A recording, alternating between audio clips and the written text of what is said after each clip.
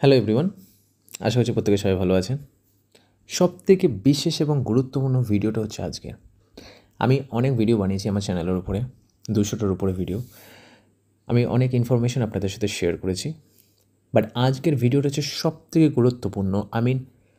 আপনি আমাকে বলতে পারেন যে it's gonna be the my most favourite video. It's not the favourite video, it's is something কে আপনার এটা লাগবে।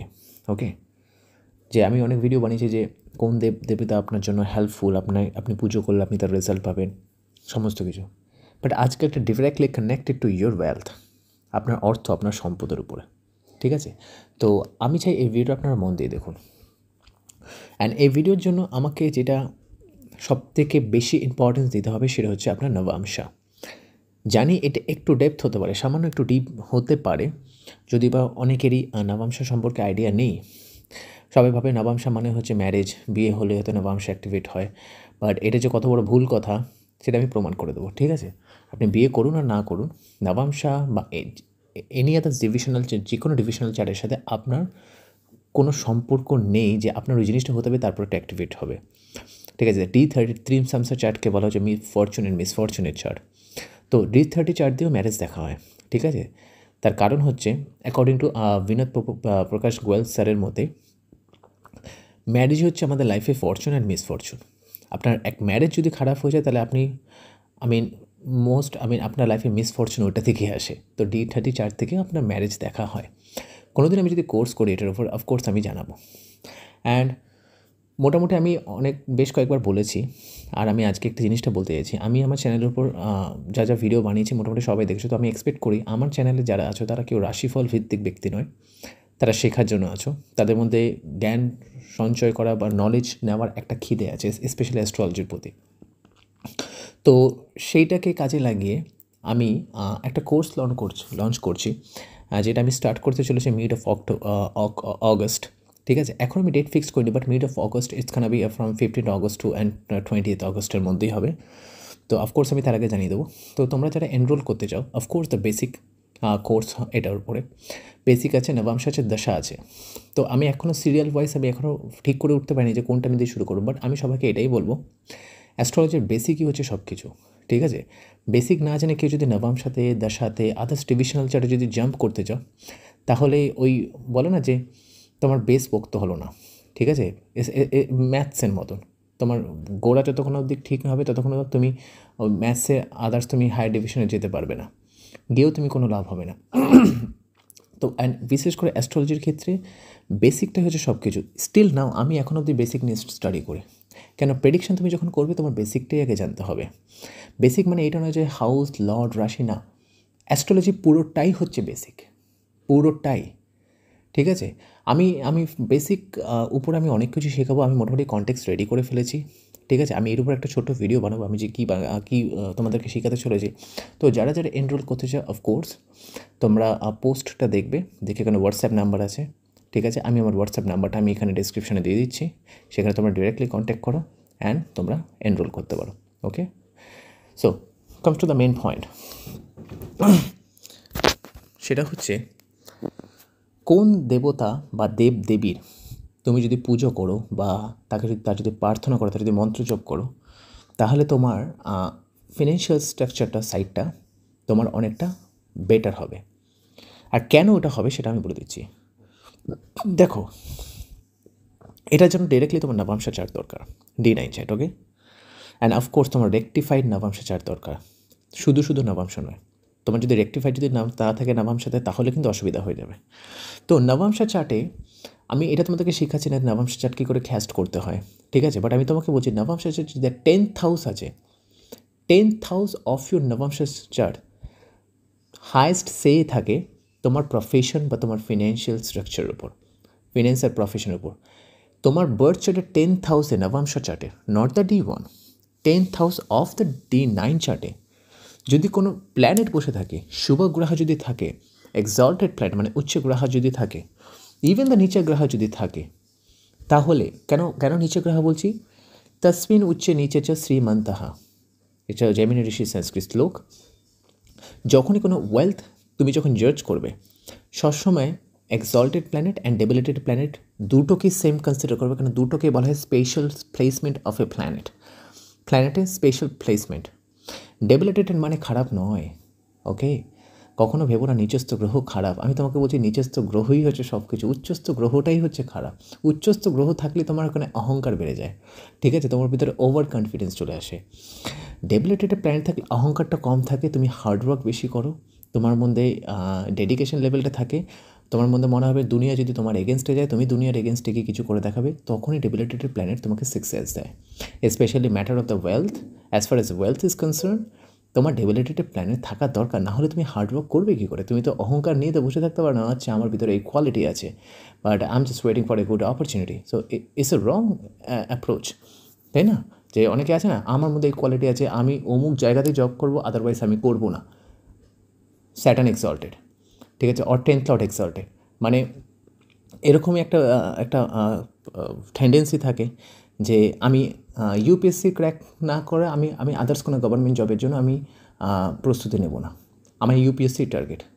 It's very good things, but তুমি জানো এটা কতটা বেশি হার্ড হয়ে যায়, যার ফলে তুমি লাইফে অধিকাংশ সময়টা নষ্ট করে ফেলতে পারো। তো এক্সল্টেড প্ল্যানেটের এই প্রবলেমটা থাকে, ওকে? সো ডেবিলিটেড প্ল্যানেটের ক্ষেত্রে সেটা থাকে না। তো যদি নবংশ চার্টে 10th হাউসে যদি কোনো শুভগ্রহ থাকে, এক্সল্টেড প্ল্যানেট থাকে, অর ডেবিলিটেড প্ল্যানেট থাকে, সেই প্ল্যানেটটার দশা তোমার লাইফে আসা দরকার। মানে এনি স্ট্রং গ্রহ যদি থাকে, নবম চার্টে 10th হাউসে যদি কোনো রাজযোগ যদি ক্রিয়েট হয়, তার দশা তুমি আসতে দাও, তুমি দেখবে তার রেজাল্ট তুমি কী পাও, ঠিক আছে? এবার এখানে একটা প্রশ্ন থাকলো, অনেকের ক্ষেত্রে দেখবে 10th হাউসে নবম সাথে প্ল্যানেট নাও থাকতে পারে, এমন কোনো মাথার দিবেন প্ল্যানেট থাকবে, কিন্তু তোমাকে দেখতে হবে সেই রাশিটার উপর কোনো দৃষ্টি পড়ছে কি না, নট গ্রহ দৃষ্টি বাট রাশি দৃষ্টি। বিকজ গ্রহ দৃষ্টি ফর এক্সাম্পল বৃহস্পতি পঞ্চম নবম দৃষ্টি, মঙ্গলের চতুর্থ সপ্তম অষ্টম দৃষ্টি। সো গ্রহ দৃষ্টি শুধুমাত্র অ্যাক্টিভেট হয় তার দশাতে, আর এটাকে রিপ্রেজেন্ট করে তোমার ডিজায়ার। তুমি গ্রহ দিয়ে দৃষ্টি দিচ্ছ, তার মানে তোমার একটা ডিজায়ার আছে। বাট রাশি দৃষ্টি যদি থাকে সেটা হচ্ছে পার্মানেন্ট, সেটা কোনো ডিজায়ার নয়, আর এটা ইরেসপেক্টিভ অফ এনি দশা, তুমি যতদিন বেঁচে থাকবে তোমার তার ইনফ্লুয়েন্স থাকবে।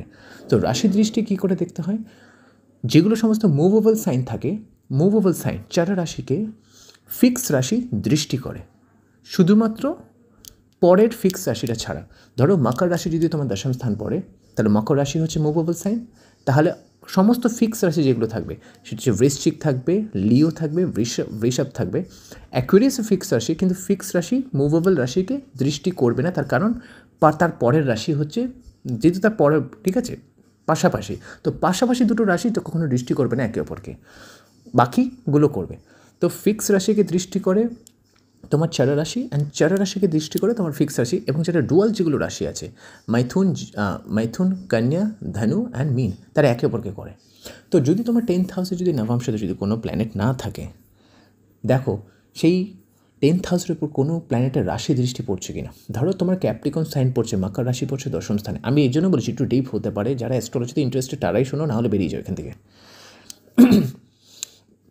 ধরো মকর রাশি হচ্ছে মুভেবল সাইন, এবার কোনো প্ল্যানেট নেই, এবার তুমি দেখলে যে বৃশ্চিক রাশিতে মঙ্গল বসে আছে, তাহলে মঙ্গল ডিরেক্টলি বৃশ্চিক রাশি থেকে মকর রাশি থেকে দৃষ্টি করছে, রাশি দৃষ্টি, ঠিক আছে? তার মানে মঙ্গলকে তোমাকে এখানে পিক করতে হবে, ঠিক আছে? এটা আদার ডেপথ আর আদার লেয়ার আছে, বাট আমি নর্মালি বলছি। তো এর মানেটা কী দাঁড়ালো, যদি কোনো নবমশ চার্টে 10th হাউসে যদি কোনো শুভ গ্রহ থাকে, সেই গ্রহটা যেই দেবতাকে রিপ্রেজেন্ট করে বা যেই দেবীকে রিপ্রেজেন্ট করে, তার যদি তুমি আরাধনা যদি করো, কী আরাধনা করো আমি আপনাকে বলে দিচ্ছি, তাহলে তোমার লাইফ লং রিচনেস বা ওয়েলথ আসবে। কেন? অ্যাকর্ডিং টু পণ্ডিত সঞ্জয় রাত, যেই গ্রহটা বসে আছে নবমশ চার্টের দশম স্থানে, সেই আগের জন্মে, তোমার আগের জন্মে সেই গ্রহের যে মন্দির যেটা ছিল, তুমি সেখানে তুমি তোমার নিজের ধন অর্থ গচ্ছিত রেখে এসেছিলে। হয় না যে আমরা মন্দিরের জন্য বা কোনো পুজোর জন্য বা কোনো রিলিজিয়াস অ্যাক্টিভিটির জন্য আমরা পয়সা ডোনেট করি। ধরো তুমি শ্রীকৃষ্ণ মন্দির বৃন্দাবনে তুমি অর্থ ডোনেট করলে, হিউজ অ্যামাউন্ট ডোনেট করলে, ঠিক আছে? তুমি পরের জন্মে দেখবে তোমার নবমশ চার্টে 10th হাউসে মুন অ্যান্ড মার্কিরি থাকবে, অর অ্যাটলিস্ট মুন থাকবে, চন্দ্র থাকবে। কেন? Moon represent Shri Krishna according to Vishnu avatara, ঠিক আছে? শ্রীকৃষ্ণ। তো তার মানে তুমি আগের জন্মে তুমি শ্রীকৃষ্ণের মন্দিরে তুমি সেই ধন সম্পদ তুমি গচ্ছিত রেখে এসেছিলে, তো এই জন্মে সেটা বাই ডিফল্ট তোমার কাছে আসবে। Are you getting my point? এটা আমার নয়, এটা সঞ্জয় রাজ্জি থেকে শোনা, ঠিক আছে? তো নবমশা যেটা 10th হাউসে যেই প্ল্যানেট থাকবে, সেই প্ল্যানেটটা সেই দেবতাকে রিপ্রেজেন্ট করে, সেই দেবতার মন্দিরে তুমি আগের জন্মে তুমি কোনো না কোনো ডোনেশন বা কোনো ধন বা সম্পদ গচ্ছিত রেখে এসেছিলে, এই জন্মে বাই ডিফল্ট সেটা তোমার প্রাপ্য, সে তোমাকে ফেরাবে। তো সেই গ্রহটাকে, যেই দেবতাকে রিপ্রেজেন্ট করে, তাকে যদি তুমি আরাধনা পুজো করো, তাহলে সেই ক্ষেত্রে তোমার সেই জায়গাটা আপলিফমেন্টটা আসবে। তাহলে এই জন্যই আজকের ভিডিওটা আমার করা, যে যেই প্ল্যানেটটা বসে আছে সেই প্ল্যানেটে যদি কোনো ম্যালেফিক রেজাল্টও যদি দেয়, তোর অ্যাফ্লিক্টেড প্ল্যানেট বসে আছে, তাহলে কিন্তু তোমার সমস্যা আসবে। কিন্তু তুমি যদি সেই দেবতাটাকে যদি পুজো করো বা তার যদি আরাধনা করো সেই বার থেকে শুরু করে, তাহলে আমার মনে হয় না তোমার খুব একটা অসুবিধা আসবে।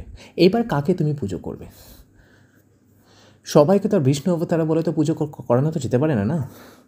যদি নিচস্থ গ্রহ থাকে, তাহলে সেই গ্রহটা যেই দশা মহাবিদ্যা রিপ্রেজেন্ট করছে, সেই দশা মহাবিদ্যাকে তুমি পুজো করো, ঠিক আছে?